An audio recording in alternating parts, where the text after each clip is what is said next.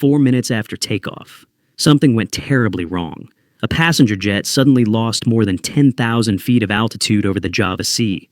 Inside the cockpit, an automated warning alarm echoed again and again. Bank angle. Bank angle check. Bank angle. And within seconds, the aircraft crashed into the ocean.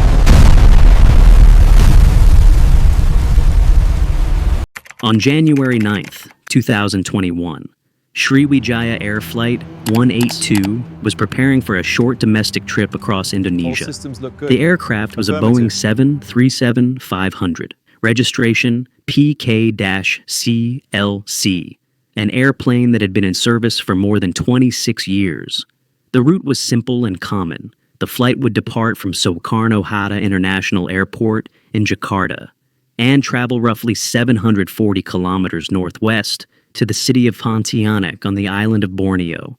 Normally, the journey takes about 90 minutes. On board that afternoon were 62 people, including 50 passengers and 12 crew members.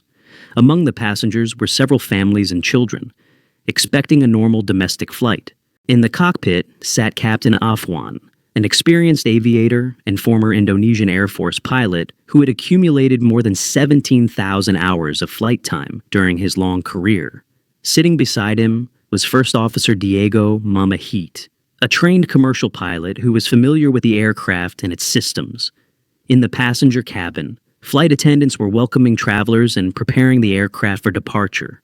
From every perspective, the flight looked like thousands of other routine flights that operate safely every day. Earlier that afternoon, heavy rain showers had briefly delayed departures at Jakarta's busy airport.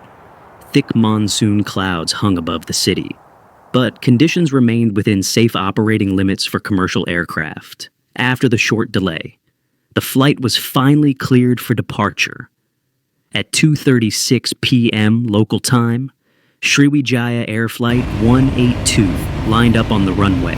The engines roared as the Boeing 737 accelerated forward, gathering speed before smoothly lifting off the ground and climbing into the cloudy sky. Inside the cabin, passengers relaxed as the aircraft left the city behind.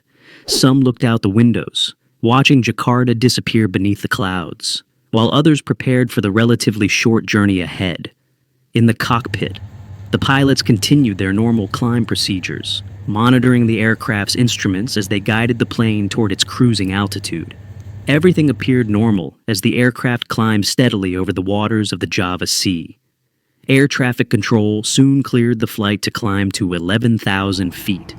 At that moment, there was no indication that anything unusual was happening, but deep within the aircraft's automated systems, a small problem was beginning to develop.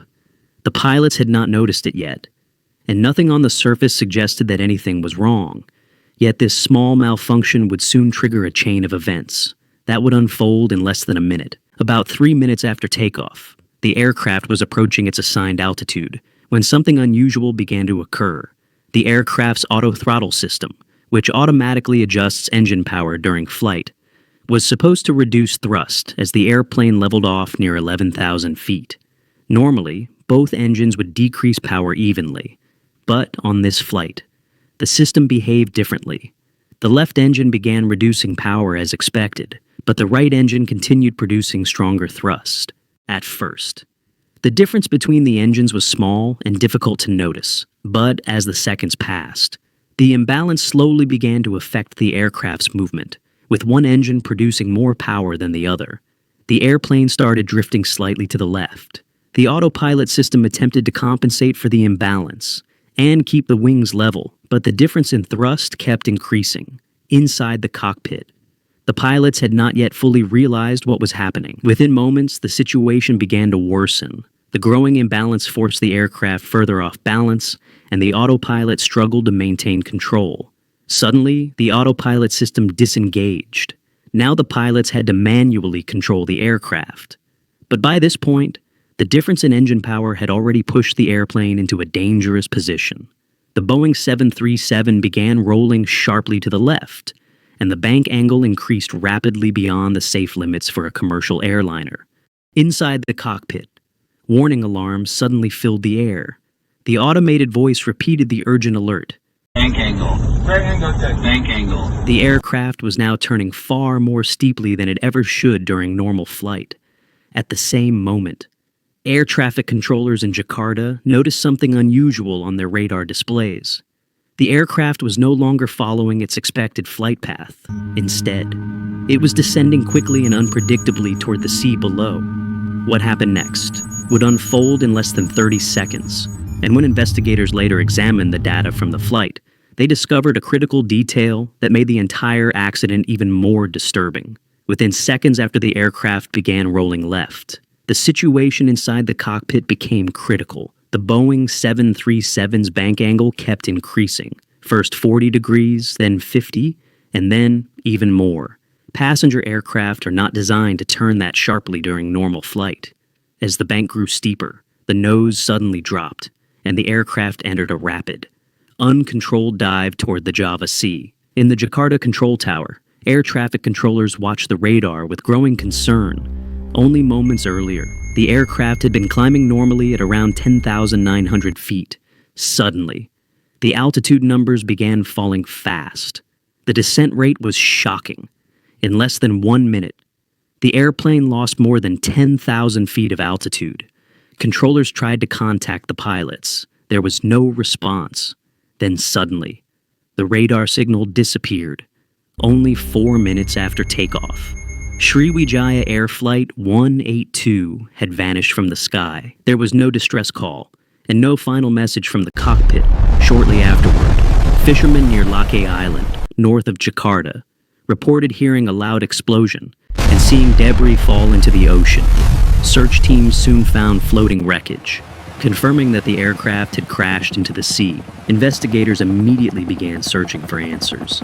Divers recovered pieces of the aircraft, along with its most important evidence, the flight data recorder, and later, the cockpit voice recorder. At first, several possibilities were considered. Some suspected severe weather, since the flight departed during monsoon conditions. Others wondered if pilot error or a mechanical failure had played a role. But when engineers analyzed the flight data, they noticed something unusual. The aircraft's 2 engines had not been producing equal power. Maintenance records revealed an important clue: the plane's auto-throttle system, which automatically manages engine thrust, had experienced problems many times before. Engineers had documented more than 60 previous reports involving the same system. During the flight, the auto-throttle reduced power on the left engine, as expected during the climb, but the right engine continued producing stronger thrust. At first, the difference was small, but it slowly forced the aircraft to drift left. The autopilot tried to compensate, but the imbalance kept growing. Eventually, the autopilot disconnected, leaving the pilots to control the aircraft manually. By that moment, the aircraft had already entered a dangerous bank, with events unfolding rapidly, and the altitude still relatively low. The pilots had almost no time to recover. The aircraft rolled sharply, entered a spiral dive, and within seconds, it was too late. Investigators later concluded that the crash was caused by a combination of factors: a malfunctioning auto-throttle system, unequal engine thrust, and a rapid loss of control during the climb. Only 4 minutes after leaving Jakarta, Sriwijaya Air Flight 182 struck the surface of the Java Sea, killing all 62 people on board. Today, the waters north of Jakarta appear calm and peaceful. Fishing boats move slowly across the same ocean where the aircraft disappeared, but deep beneath the surface lies the wreckage of Flight 182. The disaster lasted only moments. A small technical malfunction triggered a chain of events that escalated rapidly, and a flight that should have taken 90 minutes ended in just 4. In aviation, accidents rarely begin with a dramatic explosion or a single catastrophic failure. Sometimes, they start with something almost invisible, a small imbalance, a system behaving slightly differently than expected. And in the sky, even the smallest problem can change everything.